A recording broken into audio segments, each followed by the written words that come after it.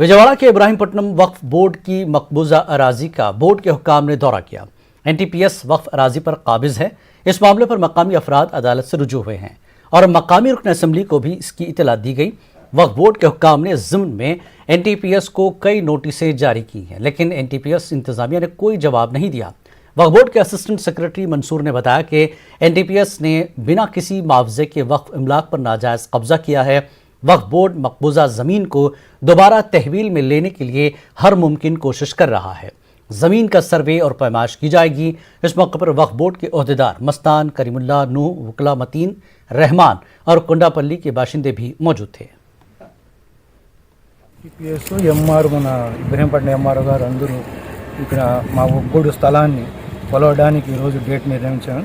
కానీ ఇక్కడ ముళ్ళ కంపెనీ అది ఉండడం వలన సర్వే వరకు పోస్ట్పోన్ చేసి మరి ఇంకో డేట్ ఫిక్స్ చేస్తాం. లేదు ఏం లేదు, ఇది ముస్లిం బరియల్ గ్రౌండ్ చట్ట ప్రకారం ఎవరికి లీజ్ ఇవ్వడానికి కూడా ఎవరికి అధికారం లేదు, ప్రభుత్వానికి కూడా లేదు, ఒగ్గోడు వాళ్ళకు కూడా. గవర్నమెంట్ సమస్యనే కదా, ఈటీపీఎస్ అంటే కూడా అక్వైర్ చేస్తుంది కానీ కబ్జా చేయరు కదా ప్రభుత్వ సమస్య. బర్రెగొడ్లు ఎవరికి లీజ్కి ఇవ్వడం మీరు చెప్పారు సార్? ఎవరు కూడా లేదు, బరియల్ గ్రౌండ్ లీజ్కి ఇవ్వడానికి కానీ లేదు, ఏం లేదు. మరి ఆ టైంలో మరి వారు ఈటీపీఎస్ వాళ్ళు ఆ స్థలాన్ని ఎలా తీసుకున్నారనేది కూడా మనకు దగ్గర లేదు రికార్డు. అప్పుడున్న అధికారులు जमात इस्लामी हिंद की जानिब से मुल्क भर में मजबूत खानदान मजबूत समाज के उन्वान से 10 रोज़ा प्रोग्राम जारी है। करनूल में जमात इस्लामी शोबे ख़वातीन की जानिब से प्रोग्राम मुनक़्क़िद किया गया। इस ज़िमन में तलबा के लिए मुख्तलिफ प्रोग्राम मुनक़्क़िद किए गए। जमात इस्लामी हिंद की रुकन रिजवाना बेगम ने बताया कि इस प्रोग्राम के ज़रिए समाजी बुराइयों को रोकने की कोशिश की जा रही है। खानदान टूट रहे हैं, जिसकी वजह से ख़ानदानों में, माशरे में और मुल्क में इंतशार फैल रहा है। इस सैलाब को रोकने के लिए, इस बुराई को रोकने के लिए 10 दिन का प्रोग्राम रखे हैं, जिसमें मुख्तलिफ उनाविन पर तहरीरी तकरीरी मज़ामीन के साथ साथ मुल्कीर सतह पर और इंटरनेशनल सतह पर भी वेबिनार हो रहे हैं। हम उर्दू मदारिस में बे कॉम्पिटिशन्स रखे हैं, तहरीरी मुकाबले रखे हैं और जमात का जो कैडर है उसमें भी मुकाबलों के साथ साथ मुख्तलिफ मकामात पर इस पैगाम को पहुंचाने की कोशिश कर रहे हैं, जिससे हम लोगों को खातिर खा फ़ायदा हो और लोग इससे से ज़्यादा फ़ायदा उठा सकें। करनूल में पॉपुलर फ्रंट ऑफ इंडिया के दफ्तर में प्रेस कॉन्फ्रेंस का इनकाद अमल में लाया गया। पीएफआई के रियासती सदर सैयद लतीफ़ कादरी ने यूपी हुकूमत पर समाजी कारकुनों को हिरासा करने का इल्ज़ाम लगाया। उन्होंने यूपी से ताल्लुक़ रखने वाले पीएफआई के कारकुनों की गिरफ्तारी की सख्त मजम्मत की। गिरफ्तार शुदा अफराद को जल्द से जल्द रिहा करने का मुतालबा किया। अंशाद और फिरोज दोनों एक्सपेंशन के काम से बंगाल और बिहार को जाकर वहां से वापस होते हुए वो कटिहार से 11 फरवरी को वो बॉम्बे जा रहे थे।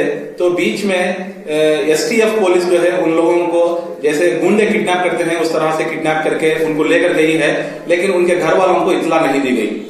15 फरवरी तक जब घर वाले परेशान हो गए तो उसके बाद में जाकर केरला के अंदर उनके घर वालों ने पुलिस स्टेशन के अंदर रिपोर्ट किया। तो उसके बाद में अफरा तफरी के माहौल में एसटीएफ जो है लाकर प्रेस मीट रखकर उन दोनों को इस तरह पेश कर रही है कि जैसे वो एक टेररिस्ट ऑर्गेनाइजेशन से जुड़े हुए लोग हैं और यूपी के अंदर जो है कुछ टेररिस्ट काम करने के लिए आए हुए हैं। अंदर जब आप लोगों को दूसरे गवर्नमेंट से तंग आकर आप लोगों को सत्ता दी है तो उसको नेक्स्ट आप लोग संभाल कर रखने की जिम्मेदारी आपके ऊपर है। अगरचे बिना कोई शर्त के उन दोनों को रिहा नहीं किया जाएगा तो हम लोग जो है पूरे हिंदुस्तान के अंदर एक बहुत बड़ा जो है इसके मामले में एक बहुत बड़ा उद्यम करने का जो है आप लोगों को। Andhra Pradesh minority finance corporation जिला करनूल के executive director Syeda Sabiha news 18 से बात करते हुए कहा कि वक्फ बोर्ड की जानिब से मुस्लिम तलबा के लिए ग्रुप 1 और सिविल सर्विस इम्तिहानात की तैयारी से मुताल्लिक़ 28 फरवरी को वेबिनार का इनकाद अमल में लाया जा रहा है। इस वेबिनार को आंध्र प्रदेश वक्फ बोर्ड के CEO अलीमुद्दीन और doctor Ariz Ahmad civil services इम्तिहानात की तैयारी के मुताल्लिक़ जानकारी देंगे। एग्जीक्यूटिव डायरेक्टर सैयदा सबिहा ने ख्वाहिशमंद अफराद को मौके से फ़ायदा हासिल करने की अपील की। वक्फ बोर्ड की तरफ से मुस्लिम माइनॉरिटीज़ स्टूडेंट्स के लिए एक अच्छा बेहतरीन मौका ऑर्गेनाइज़ किया गया है। वक्फ बोर्ड CEO साहब अलीम साहब के ज़रिए ये IAS IPS UPSC civils exams को प्रिपरेशन कैसा करना है और कितने घंटे पढ़ना है और कौन से बुक्स पढ़ाई करना है, ये सब डिटेल्स एक वेबिनार के ज़रिए हर 15 दिन को एक बार संडे के दिन वेबिनार में बच्चों से इंटरेक्शन चलता है और तमाम स्टेट वाइड पूरे मुस्लिम माइनॉरिटी स्टूडेंट्स जो भी शौकीन है अपना एम्स और गोल्स जो IAS IPS रखे हैं वो तमाम स्टूडेंट्स अब तक तकरीबन 6 महीनों से वेबिनार में ज्वाइन हो रहे हैं और इस फ्री मोटिवेशन प्रोग्राम का फ़ायदा उठा रहे हैं।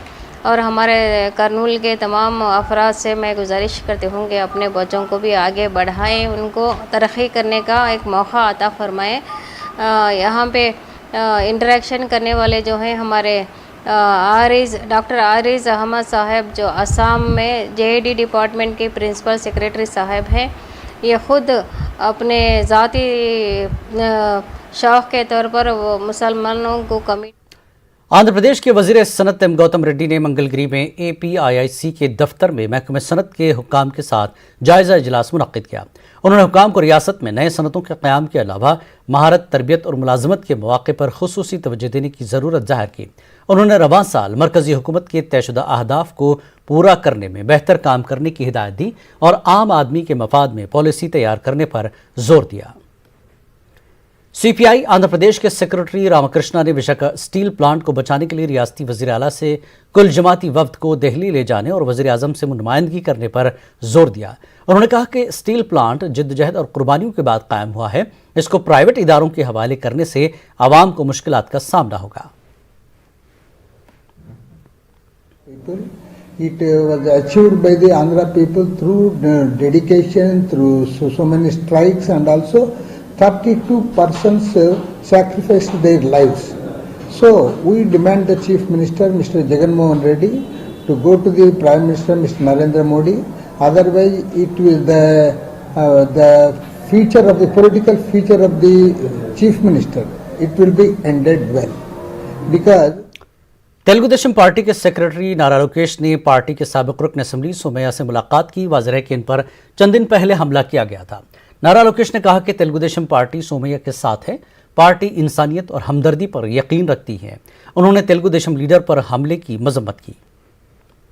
मुल्क भर में सेंट्रल एक्साइज डे मनाया गया। विजयवाड़ा में भी तकरीब मनाई गई। इस प्रोग्राम में महकमा एक्साइज और GST के मुलाजमीन ने शिरकत की। आलमी वबा कोरोना के दौरान रिटायर हुए मुलाजमीन को तहनीत पेश की गई। जिला गुंटूर के नरसरावपेट में डिग्री की तालिबा को उसके साथी ने गला घोंटकर हलाक कर दिया। बताया जा रहा है कि हर्षवर्धन रेड्डी अनुषा की कई दिनों से दोस्ती थी। अनुषा दूसरे लड़के से ज्यादा बात करने पर हर्षवर्धन ने बरहमी जाहिर की। बात करने के बहाने लड़की को तलब करके बहस के दौरान हर्षवर्धन ने लड़की का कत्ल कर दिया। इस वाक़े पर तलबा ने एहतजाज किया। वज़ीर आला ने मुतासरा के अहले खाना को 10 लाख रुपए इमदाद का ऐलान किया। इस बुलेटिन में फिलहाल इतना ही। आदाब।